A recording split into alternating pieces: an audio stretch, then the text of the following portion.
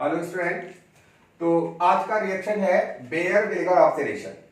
आपने देखा बेयर-विल्गर oxidation scientist का नाम है, इसको हम बेयर-विल्गर रीअरेंजमेंट भी बोल सकते हैं। और बेयर-विल्गर ऑक्सीडेशन की जरूरत क्यों पड़ी और कहां पड़ती है, हम इसके बारे में डिस्कशन करते हैं। देखिए, ये ऑक्सीडेशन हमारे कार्बोनिल कंपाउंड का है, स्पेशली किसके लिए? कीटोन्स के लिए। और आप यहां देखोगे वाई नॉट एल्डिहाइड, एल्डिहाइड के लिए भी होता है, लेकिन एल्डिहाइड का क्वेश्चन पूछा क्यों नहीं जाता। आप देखेंगे बहुत आसानी से आपको बात समझ में आ जाएगा कि एल्डिहाइड क्यों नहीं पूछा जाता, कीटोन ही क्यों पूछा जाता है। और एक बात और ध्यान रखना, अगर आपके पास कीटोन है, मान लीजिए आपके पास कोई कीटोन है और अगर आप इसका ऑक्सीडेशन कराना चाहें, you know very well ketone is resistant to oxidising agent. आप इसको बहुत ड्रास्टिक कंडीशन पे ले आना पड़ेगा, बॉइलिंग KMnO4 वगैरह यूज करेंगे तो अकॉर्डिंग टू पॉप्स रूल ये ब्रेक होगा और दोनों साइड में कार्बोक्सिलिक एसिड बनेगा। तो इतना ड्रास्टिक कंडीशन की जरूरत पड़ती है कीटोन का ऑक्सीडेशन के लिए। और aldehyde can be oxidise even mild oxidising agent, जैसे आपने देखा Tollens agent, Fehling solution, bending solution, these are used for the oxidation purpose or this is also used for the test of aldehyde group in laboratory also. तो that is why aldehyde का कोई matter नहीं फंसता कि aldehyde का oxidation में problem आता है, ketone इतने आसानी से ऑक्सीडाइज नहीं होता।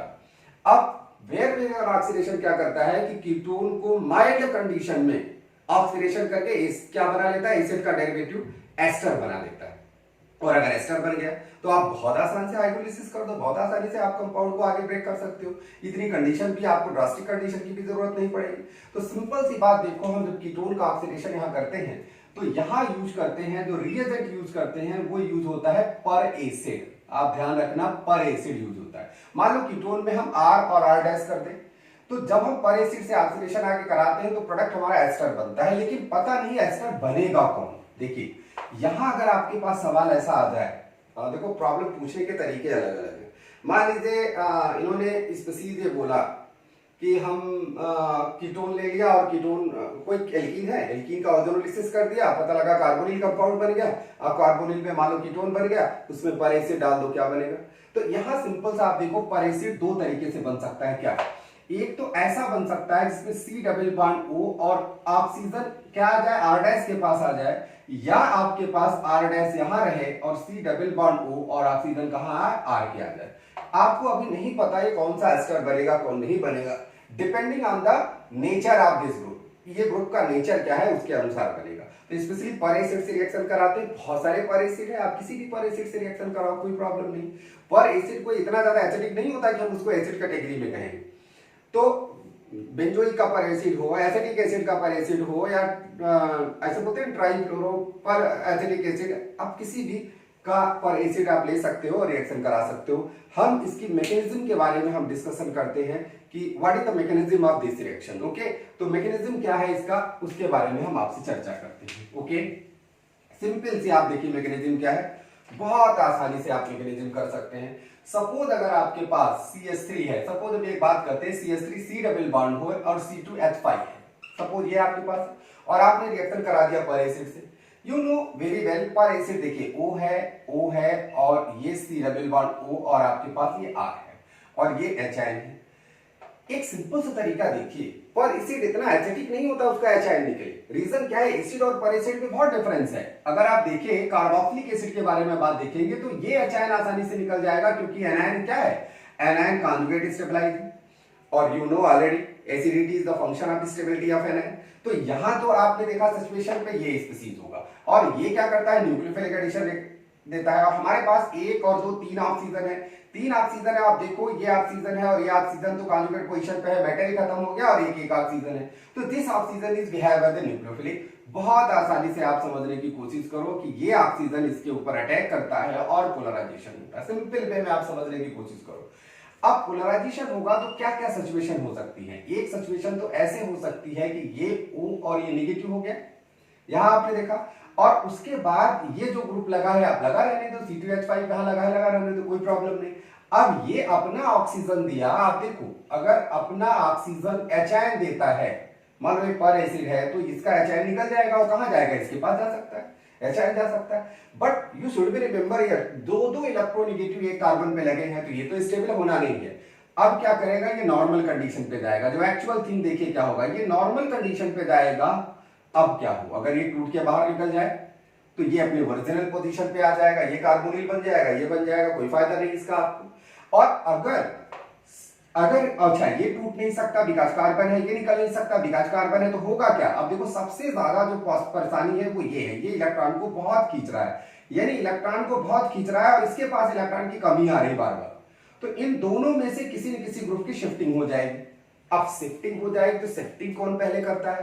तो आपको पहले शिफ्टिंग ऑर्डर जानना पड़ेगा, कौन ग्रुप कितने आसानी से शिफ्ट कर जाता है। तो ये जो हमारा एस्टर बनता है वो इसी के ऊपर डिपेंड करता है, विच ग्रुप शिफ्ट फर्स्ट। तो ऐसे में आपने देखा ये कार्बन का है, 2 कार्बन का, और बल्कि ग्रुप आसानी से शिफ्टिंग करते हैं, तो ये ग्रुप इसके ऊपर शिफ्ट होता है और ये बाहर निकल जाता है। अब पूरी सिचुएशन आपके सामने क्या दिखाई दे रही है? आपके सामने दिखाई दे रही है CH3 C double bond O। अब इस ऑक्सीजन पर क्या आ चुका है बच्चों? C2H5 आ चुका है और ये स्पीसीज बन गया। बड़ा सिंपल वे में बहुत आसानी से आप इस प्रॉब्लम को बना सकते हैं और बहुत आसानी से बन जाएगा। सकता है कि आपको क्या शिफ्टिंग ऑर्डर आती है क्या? अगर आपको शिफ्टिंग ऑर्डर आती होगी तो कभी इसमें प्रॉब्लम में दिक्कत नहीं होगी। अब यही बात है बच्चों कि इसमें एल्डिहाइड का क्वेश्चन क्यों आपसे नहीं पूछते? क्योंकि आपको मालूम है कि हम आर कितना भी कार्बन बड़ा छोटा दे दे कोई मतलब नहीं है। अगर यहां हाइड्रोजन है तो आपको पता है हाइड्रोजन से ज्यादा शिफ्टिंग किसी की होगी क्या? नो। तो हमेशा हाइड्रोजन की शिफ्टिंग होगी, always carboxylic acid is form as the product, तो कोई प्रॉब्लम नहीं होगी। लेकिन इसमें ध्यान रखना बच्चों कि ये प्रोडक्ट भी बनता है और थोड़ा सा प्रोडक्ट आपका ये भी बनेगा, C डबल बॉन्ड O और C2H5 ये भी बनता है। शिफ्टिंग ऐसी नहीं कि 100% हो जाती है, एक तरीके से देखें अगर 80% ये प्रोडक्ट बनता होगा तो 20% प्रोडक्ट ये बनता होगा। यानी कहने का मतलब मेजर प्रोडक्ट आपसे क्वेश्चन पूछा जाता है और मेजर प्रोडक्ट ही आपको आंसर बतानी। Okay, it is clear? अब देखिए पहले आपको शिफ्टिंग ऑर्डर बताते हैं और बहुत आसानी से आप ये क्वेश्चन करिए। शिफ्टिंग ऑर्डर अगर आपको पता होगा तो कोई भी इसके प्रॉब्लम आसानी से आप कर सकते हो, कोई दिक्कत आने वाली बात नहीं है। जैसे आप शिफ्टिंग ऑर्डर हमेशा जानते रहो, यहां क्या होता है इसमें इस रिएक्शन में शिफ्टिंग ऑर्डर। देखो शिफ्टिंग ऑर्डर में आपको बताया हाइड्रोजन इसलिए होता है कि लाइटेस्ट एलिमेंट है पीरियोडिक टेबल का, इसका कोई रीजन नहीं है, सबसे हल्का है, बहुत आसानी से चला जाता है अपने सही पोजीशन पे जहां उसको जाना है, तो कोई प्रॉब्लम नहीं। अब बात आता है हाइड्रोजन के बाद किसका? हाइड्रोजन के बाद होता है 3 डिग्री का एल्काइल, जितना बल्कि होगा। उसके बाद क्या होगा बच्चों? 2 डिग्री का एल्काइल। उसके बाद क्या होता है बच्चों? ये ध्यान रखना, उसमें होता है फेनाइल ग्रुप। ध्यान रखना 2 डिग्री एल्काइल के बाद C6H5 का ग्रुप होगा, उसके बाद तब 1 डिग्री का एल्काइल होगा और सबसे आखिरी में किसका नंबर आता है? मेथाइड की शिफ्टिंग। तो मेथाइड शिफ्टिंग सबसे आखिरी में आता है। अब इसमें कोई भी प्रॉब्लम आ जाए, ये इतने बड़े मैग्नीशियम की ओर आपको जाना ही नहीं है। आपको तो सिंपल, अगर हम कोई कह दें कि चलो हमारे पास ये कंपाउंड है C डबल बॉन्ड और CH3 है, CH2CH3 मान लो ये लगा दिया और हमने कह दिया कि बच्चों हम यहां यूज करते हैं पर एसिड, चलो हमने पर एसिड यूज कर दिया, क्या होगा? आपको देखना है ये 1 डिग्री है और ये 1 डिग्री नहीं है, ये 2 डिग्री है। आप देखोगे 2 डिग्री भी नहीं है, बल्कि क्या है? 3 कार्बन से अटैच है ये कार्बन, देख रहे हैं आप? तो दैट इज वाई अगर हम इसको ना माने, क्योंकि इनके साथ भी है इनके साथ भी है तो कोई प्रॉब्लम नहीं, अगर हम इसको 1 डिग्री मान रहे हैं, इसको नहीं मान रहे हैं, तो ये वैसे तो 2 डिग्री हो गया। तो 2 डिग्री हो गया तो कहां ऑक्सीजन जाएगा? तो आपको सीधे प्रोडक्ट बना देना है, ऐसे करना है और C डबल बॉन्ड करने के बाद CH2 और CH3 बना देना। देखा आपने? तो आप लॉट ऑफ प्रॉब्लम्स बहुत आसानी से कर सकते हो वेरिएबल ऑक्सीडेशन पे। और बच्चों अगर आपको एस्टर मिल गया तो क्या कहने, एस्टर में तो सीधे सीधे हाइड्रोलिसिस कर दो, इसमें वाटर डाल दो। वाटर डालोगे तो आपको पता है वाटर यहाँ अटैक करेगा, ये ब्रेक होगा और पता लगा एल्कोहल अलग हो गया और एसिड क्या हो गए? सेपरेट हो गए। तो यहां बहुत आसानी से इस बात को आप समझ सकते हो। Okay, it is clear? चलिए मैं आपको बता रहा हूं कि इसमें साइक्लिक स्पीसीज में भी इसमें क्वेश्चन पूछे जाते हैं। थोड़ा सा आप साइक्लिक स्पीसीज के बारे में भी ध्यान दो। अगर आपके पास कोई साइक्लिक स्पीसीज है, देखिए ऐसे स्पीसीज है, C डबल बॉन्ड O है, और इसमें अगर पर एसिड डाल दिया गया तो क्या होगा? अब इसमें क्या होगा? इसमें शिफ्टिंग हो जाती है ग्रुप की। एक सीधे से ध्यान रखिएगा, इसमें हाइड्राइड शिफ्ट नहीं ना होकर के बल्कि रिंग का क्या होगा? एक्सपेंशन हो जाएगा। अब आप चाहे मैकेनिज्म जानो या ना मैकेनिज्म जानो, कोई दिक्कत नहीं है। अगर हम इसमें पर एसिड यूज करें तो आपके पास जो प्रोडक्ट बनेगा वो क्या बन जाएगा बच्चों? 6 मेंबर की रिंग बन जाएगी। आप ऐसे कर सकते हो। अभी कितना था? 5 मेंबर रिंग था, अभी क्या 6 मेंबर रिंग है। अलॉन्ग विद दिस कभी कभी इसका प्रोडक्ट ऐसे भी लिखा रहता है, तो कंफ्यूज मत होना, both are the same thing. ऐसे लिख देते हैं लोग, ऐसे लिख देते हैं, यहां ऑक्सीजन डाल दिया, ऐसे लिख दिया, तो दोनों सेम है, कोई प्रॉब्लम नहीं है। ऐसे लिखा रहेगा तो 6 मेंबर रिंग आपको दिखती है थोड़ा कायदे से। और क्या कहते हैं ऐसे कंपाउंड को, what the name of cyclic ester?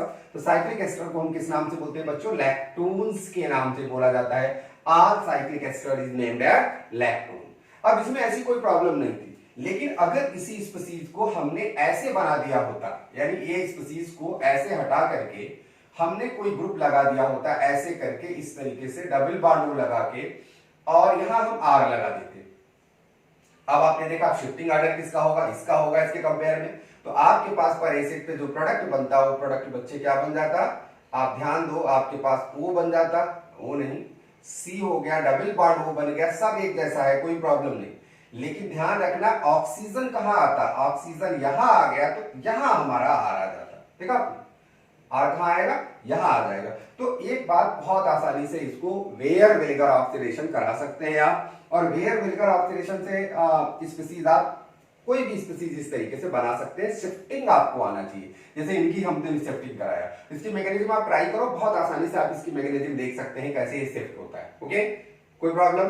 तो आपने देखा इसमें बहुत आसानी से ये ग्रुप करा देते हैं। ओके, अब देखिए इसमें अगर और कोई क्वेश्चन क्या पूछा जा सकता है, शिफ्टिंग ऑर्डर के अलावा और कोई ऐसा क्वेश्चन नहीं पूछा जाता। कभी कभी ऐसे भी क्वेश्चन पूछते हैं, जैसे मान लीजिए हमने आपसे कहा C डबल बॉन्ड O है और ये C डबल बॉन्ड O है, अब ऐसे बताओ इसमें क्या बनेगा? बच्चों इसमें जब अटैक करेगा और शिफ्टिंग ऑर्डर होगा तो इसमें शिफ्टिंग में है क्या बचा? एक ही अल्काइल ग्रुप की शिफ्टिंग है। इस तरीके से अगर आप इसकी मैकेनिज्म ड्रा करोगे, नॉर्मल कंडीशन पे जाएगा तो शिफ्टिंग कौन करेगा? शिफ्टिंग सीधे सीधे शिफ्टिंग हमारा यही बड़ा सा ग्रुप करेगा। और आपके पास कभी ऐसे क्वेश्चन आ जाए और पूछ लिया जाए बच्चों इसमें पर एसिड डाल दे तो आपका प्रोडक्ट क्या बनेगा? C डबल बॉन्ड O होगा, O हो जाएगा, C डबल बॉन्ड O होगा और R हो जाएगा। देखा आपने क्या बन गया? एनहाइड्राइड बन गया, है ना? तो ये पर एसिड डाल करके हम रिएक्शन कराते हैं, बहुत आसानी से इसको प्रोडक्ट बनाते हैं। क्यों? क्योंकि अभी आप कार्बोनिल कंपाउंड का ऑक्सीडेशन देखते हैं तो इतनी ड्रास्टिक कंडीशन की जरूरत पड़ती है और स्ट्रॉन्ग केमिनोफोर, बॉइलिंग केमिनोफोर आप यूज करते हो। और यूज करने के बाद स्पीसीज क्या करता है? स्पीसीज में एल्डिहाइड तो बनना नहीं है, कि क्या बन जाता है? सीधे सीधे कीटोन बन जाता है, कार्बोक्सिलिक एसिड बन जाता है, सॉरी कार्बोक्सिलिक एसिड बन जाता है, मिक्सचर ऑफ कार्बोक्सिलिक एसिड बन जाते हैं। तो और अननेसेसरी रिएक्शंस होने की प्रोबेबिलिटी होती है। और यहां आपको अपना प्रोडक्ट सीधे दिखाई देता है कि हम रिएक्शन कराएंगे तो कैसे कितने आसानी से प्रोडक्ट को बना लेते हैं। बच्चों इट इज क्लियर? मेरे ख्याल से आपको ये बात बहुत आसानी से वेयर विनेगर ऑक्सीडेशन समझ में आया होगा और बहुत आसानी से आप वेयर विनेगर ऑक्सीडेशन कर सकते हो। कोई ड्रास्टिक कंडीशन की यहां जरूरत नहीं पड़ती, तो आप बहुत आसानी से इस क्वेश्चन को प्रैक्टिस कर सकते हो। ओके।